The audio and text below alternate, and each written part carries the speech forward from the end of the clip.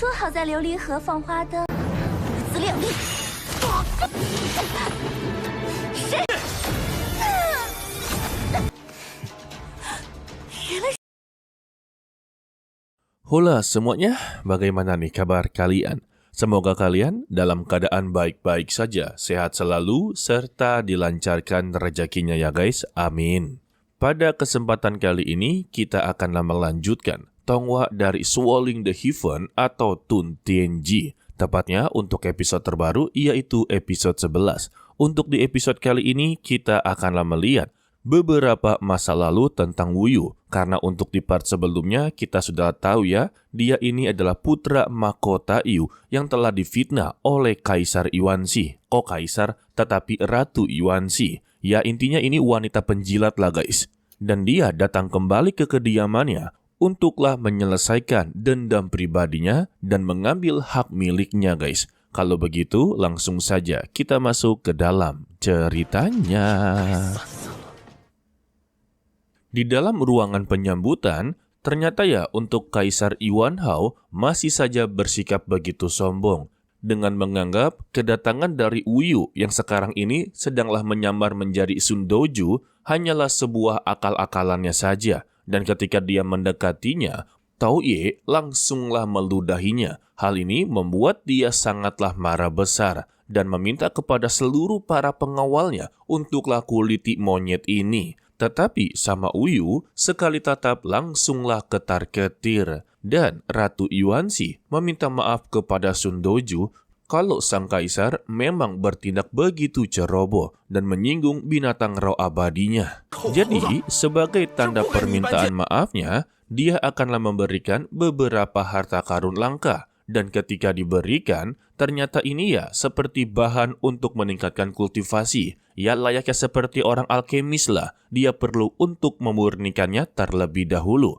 Hanya saja, hal ini membuat Wu Yu cukuplah kebingungan. Mengapa dia mengeluarkan harta karun langka seperti ini hanya untuk sebagai tanda permintaan maaf. Baginya ya ini sudah sangatlah berlebihan. Jadi, Wu Yu mempertanyakan apa niat sebenarnya dari sang ratu.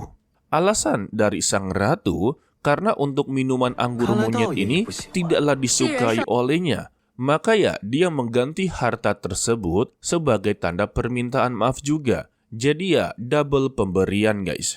Dan jika memang dia sama sekali tidaklah menyukai pemberian tersebut, dia bisa untuklah menggantinya. Dan secara pribadi akanlah mengantarkannya ke Gunung Abadi dalam memilih hartanya sendiri. Waduh, baik hati amat ini. Dan Wu Yu membalasnya, dia tidak perlu terlalu baik seperti ini. Harta yang dia berikan sebenarnya sudahlah berlebihan.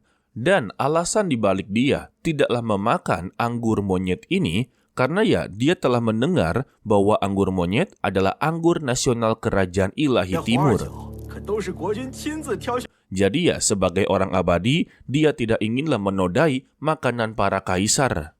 Dan pertanyaan berikutnya, baru-baru ini dia mendengar kalau Raja Kerajaan Ilahi Timur juga memiliki niat untuklah menikahi seseorang. Sang kaisar membenarkan kalau Raja Kerajaan Ilahi Timur sedanglah berniat untuklah menikahi putri dari Wu Yao dari Dongye sebagai ratunya. Pada intinya yang ingin dinikahinya yaitu kakak dari Wu Yu yang memiliki nama sebagai Wu Yao. Dan untuk anggur monyet ini, semuanya telah dipilih secara pribadi oleh rajanya sendiri. Maka dari itulah setiap meja ada anggur monyet. Jika mereka memakannya, maka mereka setuju tentang pernikahan tersebut. Dan tinggal dia sendirilah yang belum sama sekali memakan anggur monyet tersebut. Setelah mengetahui semua ini, Wu Yu mencoba untuklah menolak. Bukankah untuk kerajaan ilahi timur adalah orang-orang yang telah melakukan kultivasi yang begitu kejam dan ganas? Jadi bagaimana bisa mereka membentuk sebuah aliansi pernikahan dengan kekuatan jahat seperti itu?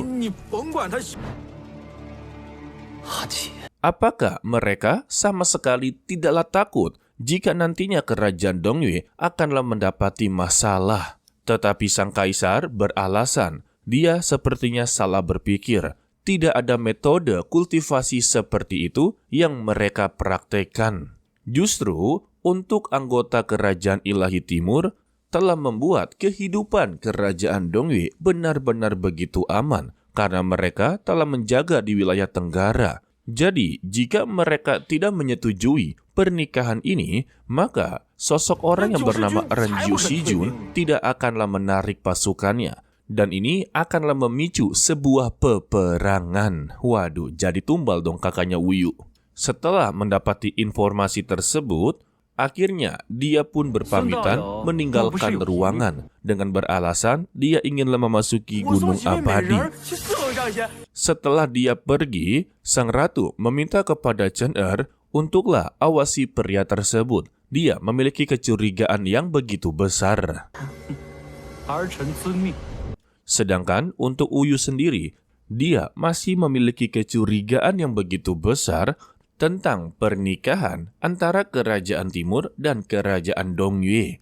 Jadi, dia sendirilah yang akan menyelidikinya. Sementara itu, di tempat lain, kita masihlah belum tahu. Terlihatlah seorang tuan muda sedang ditemani oleh wanita penghibur, tetapi dia mendapati masalah, dirinya langsunglah dimangsa. Waduh. Sedangkan untuk Zhongwu dan juga Putri Uyao, dirinya sedanglah menuju sebuah kuil tua yang di dalamnya berisikan nenek tua serta anaknya yang sedang mengalami sakit. Kedatangannya memiliki tujuan untuklah menyembuhkan penyakit tersebut. Tetapi penyakit ini tidak bisa disembuhkan oleh seorang dokter, melainkan hanya bisa disembuhkan oleh seorang kultivator yang mereka sebut-sebut sebagai sang abadi, guys. Tetapi ya, untuk Putri Uyao, dia sangatlah yakin seyakinnya kalau penyakit ini masih bisa disembuhkan oleh seorang alkemis ataupun dokter. Jadi, dia meminta kepada Zhongwu untuk carikan beberapa dokter terhebat. Sedangkan dia sendirilah yang akan mencari sang kultivator.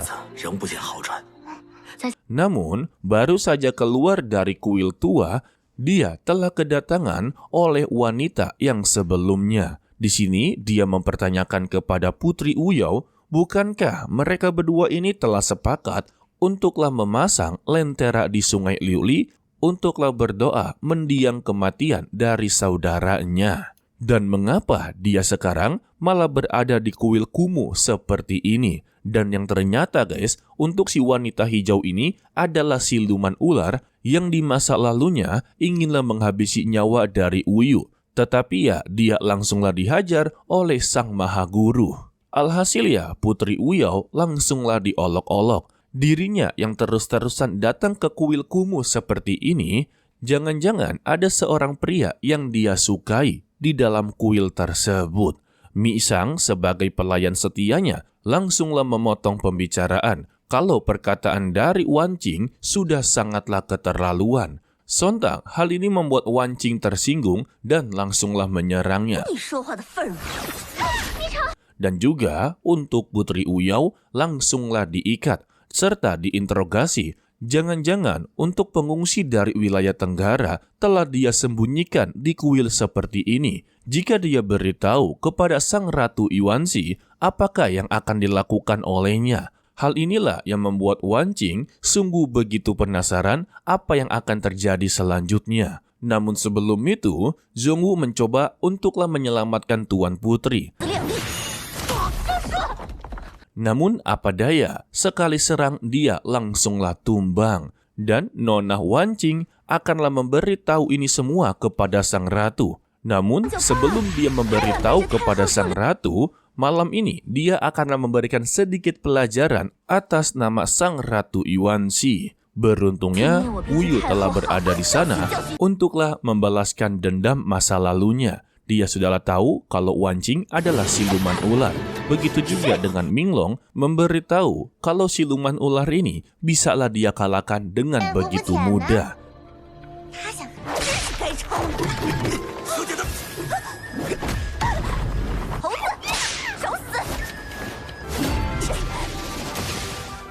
Dan benar saja, hanya butuh beberapa gerakan saja membuat wujud dari Wan Qing diperlihatkan sepenuhnya. dan dia meminta kepada Wuyu untuklah berbelas kasihan serta mempertanyakan sebenarnya siapa dia ini. Lalu ya, Sun Doju langsunglah melepaskan topengnya dan dia pun terkejut. Ternyata orang yang dia lawan adalah Wuyu itu sendiri. Serta dia memberikan sebuah peringatan hanya mengandalkan dia sendiri tidak akanlah pernah bisa untuk mengalahkan orang-orang yang berada di belakang Sang Ratu Yuanxi. Tetapi Wuyu sama sekali tidaklah peduli. Dia langsunglah mengakhiri hidup dari sang siluman ular serta jasadnya atau mayatnya langsunglah dibawa ke pusat ibu kota. Hal ini membuat para warga yang mengetahui tindakan dari Wuyu sungguhlah berterima kasih. Karena ya mereka merasa dilindungi dan pusat ibu kota menjadi begitu aman guys. Lalu pada malam harinya Putri Uyao yang sudah berada di kediamannya sedanglah merawat Misang yang sedang terluka parah. Karena apa? Karena dia hanyalah manusia biasa dan mendapati serangan dari kultivator itu adalah serangan yang begitu telak guys. Dan kini dia tidaklah sadarkan diri. Tidak lama dari itu, Wuyu akhirnya memutuskan untuklah menemui sang kakak. Dan kita bersambung untuklah dilanjutkan part berikutnya, yaitu Senin minggu depan ya guys. Karena untuk jadwal dari Tu Tianji ini, yaitu hari Senin dan juga di hari Rabu. Oke lah, sepertinya cukup sampai di sini saja dulu untuklah video kali ini. Mimin ucapkan terima kasih kepada kalian yang telah menonton sampai akhir. Pesan dari Mimin, tetaplah menjadi orang yang baik, walaupun itu sangatlah sulit. To be continue, sampai jumpa di video berikutnya. Bye-bye. 原来是你！